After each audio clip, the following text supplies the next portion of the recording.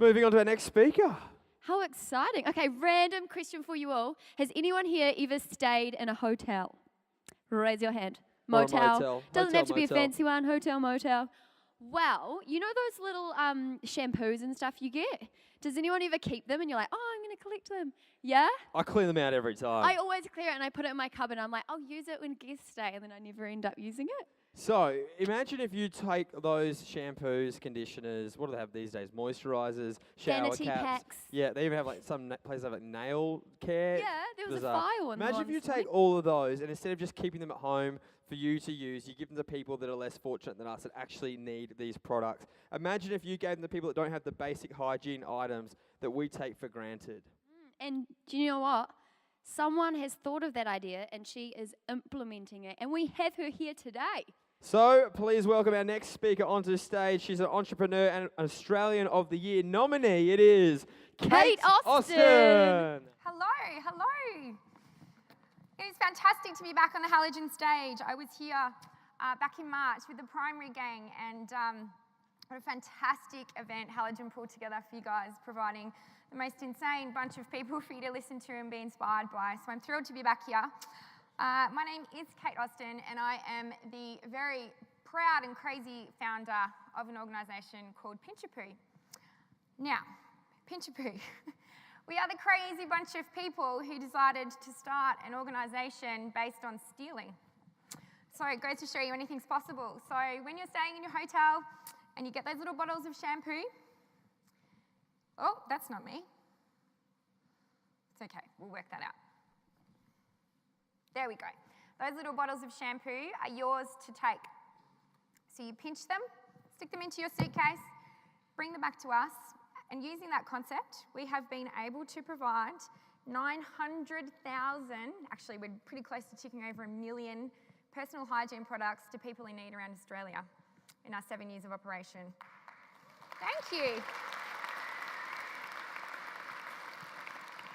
Very exciting. So we're thrilled to do what we do. Our products provide not just the products themselves, but dignity to an enormous range of people. So the homeless, refugees, domestic abuse victims, kids, families via schools, women in jail, hospitals, crisis relief for bushfire, flood victims, you name it.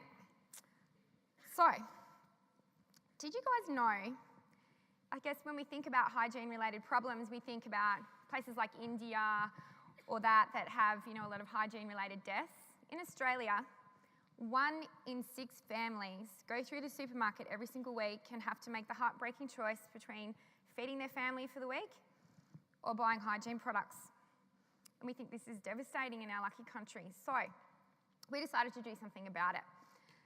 So I guess it makes sense, right? If you've got $100 left to feed your family, you have to feed them. You can't afford to buy sanitary products for your daughter. You can't afford to buy deodorant for your son or whatever the product is that makes us feel how we feel.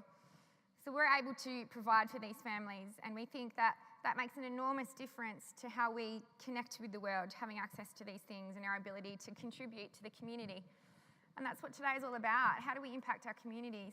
So if we're unable to do that, it's a bad place to be. So, how do we go from creating a nationally operating non-for-profit, the biggest non-for-profit supplier of hygiene products in Australia, Australian of the Year nominee, Entrepreneur of the Year finalist, how do we go from doing all of that sort of stuff? I want to break it down for you. When I spoke to the primary kids earlier in the year, sorry, I've missed that one. There's a terrible photo of me just to make you have a giggle, but headbands are back in, so it's all good. I'd like to break it down for you and get real with you guys, because when I was here during the primary event, I wasn't able to give a lot of the details of my story because it wasn't age appropriate. So I'm thrilled to be able to do that with you guys today, because really at the same age as you is where Pinchapoo was born. But it wasn't born from a perfect time in my life, and that's something I really want to relay to you. When you're recognising your dreams or what it is that you want to do with your lives, whether or not you've worked that out, that's okay. What's important to you, don't wait to find the perfect place to recognise that dream. Mine was recognised in a really terrible situation, in a really terrible time in my life where I was being abused by both of my parents. My dad physically, one day, had broken 3 or 4 of my ribs, had thrown me onto my bed, and I was attempting to fight him off with my legs when he picked up a cast iron chair and went to put it through my head.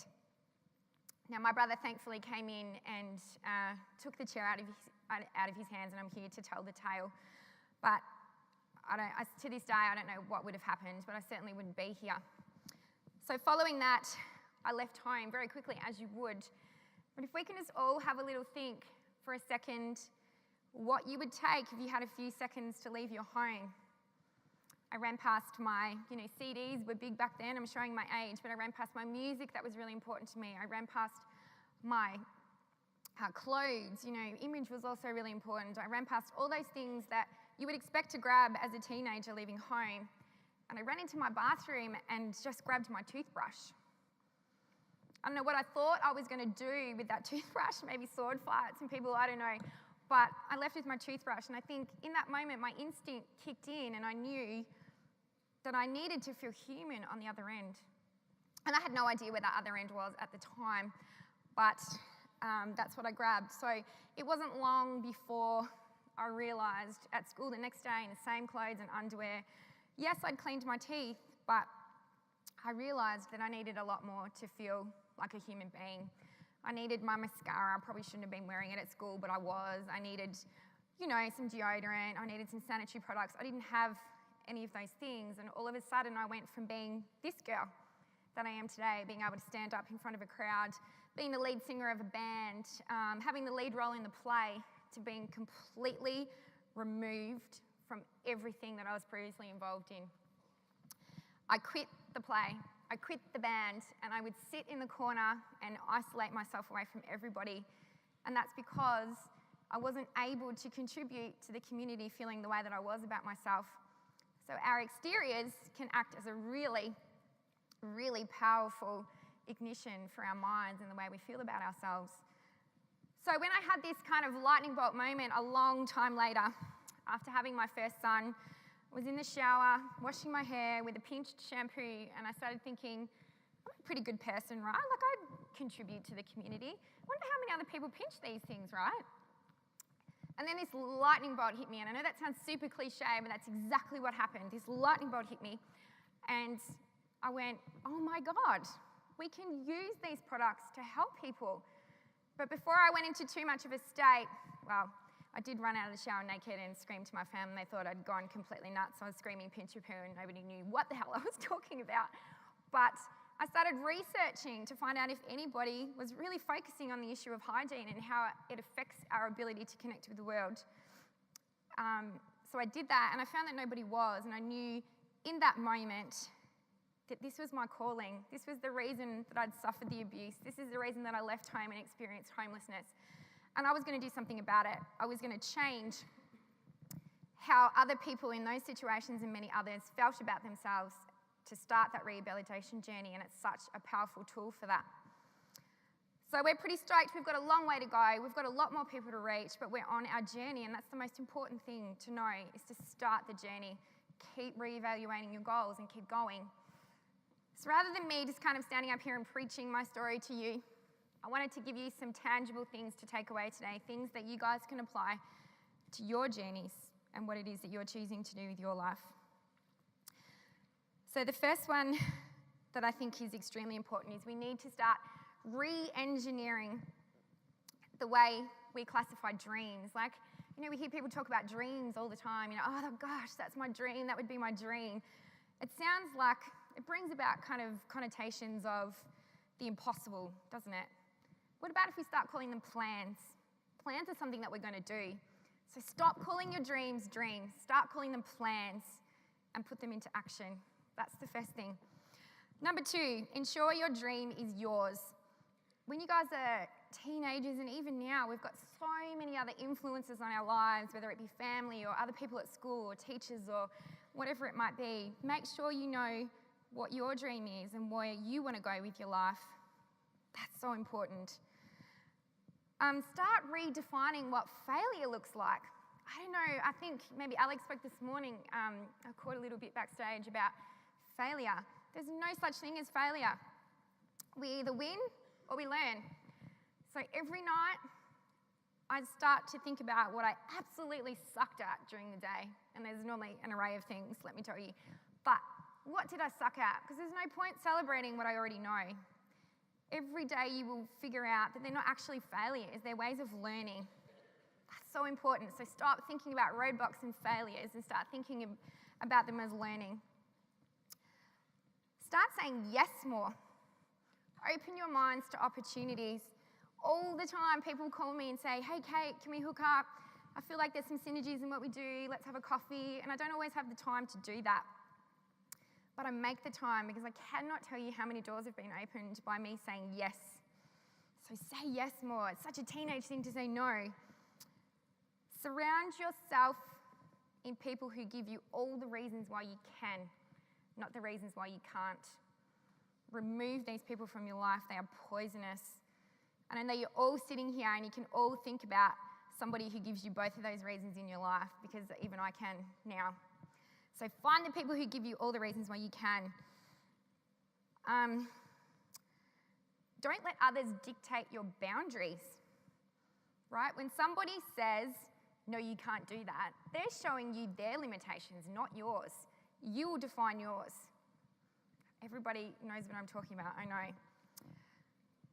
Okay, this is a cheesy one, but so true. Life begins at the end of your comfort zone. Challenge yourself every single day to do something that makes you squirm, to do something that makes you super uncomfortable. In March, I stood up here in front of nearly 5,000 kids at Halogen and was nearly vomiting backstage. Today, I'm able to get up here because I pushed myself, and I do a lot of speaking now thanks to Halogen, and really pushed through the barrier, and I did something that made me feel super uncomfortable, and now it feels awesome to be up here and to be able to talk to you. So learn and grow when you step outside of your comfort zone. Okay, I cannot begin to tell you how important this is. And your teachers are all going to kill me for saying it, but forget the rules. Forget what's been done before. Forget it. When somebody says no to you, ask why. Why are you saying no? Why does it have to be done that way? Challenge it, right? Don't just accept what somebody puts in front of you. If you've got a deep and meaningful reason, ask why. I'm sure your teachers would love to give you the reasons why, and then maybe they don't, I don't know, but challenge it. Challenge why, so important. And the last one is know your value. It is so easy to lose who we are and what's important to us. So I will challenge you all, and I should have put a slide up here to show you, but I've got a post-it note that sits next to my computer in my office that sort of explains what my values are as a person. And so when life gets really complex, and that happens at any age, my age, your age, whatever it is, it's not about age. Life will throw you complexities and issues and roadblocks and all of those things. The best thing I can tell you to do in that moment is come back to those values. Are you behaving or doing or making choices that surround those values? So remain who you are. Lastly, you are all here because you're already leaders. You've been identified as your schools by leaders. So now is your time to run. My dream and destiny was defined and realised at the exact same age as you, and you're absolutely no different. So go for it. That's all I want to say to you today is if you don't start, you'll never know. Jump. Just take the jump. Thanks so much for having me. There's so far to go. We're like, huh. Thanks, Kate. Hey, Kate, we'd love it if you could stay on the stage and answer a few questions for us. Yeah, absolutely. Brilliant. Are we going the SMS line, or are we going to go straight to the audience? That's the We've got question. an SMS line. We do. Ooh, it's got to be tech this We are year. going to go straight have out we to got? the audience to see if you guys have got any questions at all. If anything Kate said that you wanted to talk about, any questions? We've got a question down the front here. How do you think what happened to you shaped you as a person? That is a fantastic, super intelligent question. Good boy. I think it made me realise that life is about choices. Every moment is about choices. Even standing backstage, I consciously made the choice to myself to give it everything that I've got to stand out here. We're always choices are in front of us all the time. So I think I had some choices when I was going through a really rough patch at the same age as you guys to go down the wrong path. I had a lot of friends taking drugs and doing some really awful things, and it would have been such an easy choice for me to go that way. But I didn't. I went the other way. I made a conscious choice every single day not to go down that path and to do something amazing with my life. So I think, shaping my life was really around choices following that situation. So definitely, even if sometimes it's okay to step back and just have a little moment if something's confronting you to go, what's the right choice here? Just take a moment. So important. Yeah. Nice answer. Thank you. Thanks for that, Kate. We're going to go over to this side of the room. I was just wondering if anyone tried to doubt your idea, and how did you deal and overcome with these doubts? Okay, that's such a good question, because there's a story that I often tell in this presentation that I do, but I didn't tell it today, is that when Pinchapoo was born in the shower in my lightning bolt moment, I ran out completely stark naked to my family and was screaming Pinchapoo. And when I said it to my family, they were like, okay, tell me about it. And then straight away, the first thing they said to me was, love it, but you can't call it Pinchapoo. Didn't work out very well, did it? But I think if you do something that absolutely reflects who you are as a person, so your core values, so Pinchapoo is really out of the box and cheeky, and they're all the things that I would use to describe myself. So I think, that has helped me to kind of get over those people who have doubted me, is that knowing what I'm doing absolutely reflects those core values that I was talking about. So I just keep going back to them. It happens to me all the time. Like, really? Did you call your organisation Pinchapoo? Yeah, we did. You're missing the point here. We're helping people, right? So you just kind of roll through. Yeah. Good It's on a you. great, quirky name. We really I love like that. the name. Yeah, thank you. Brilliant. Okay, we're going to shoot up the back there to the left-hand side. I'm just wondering what the most important value is that you need to have to run your own business.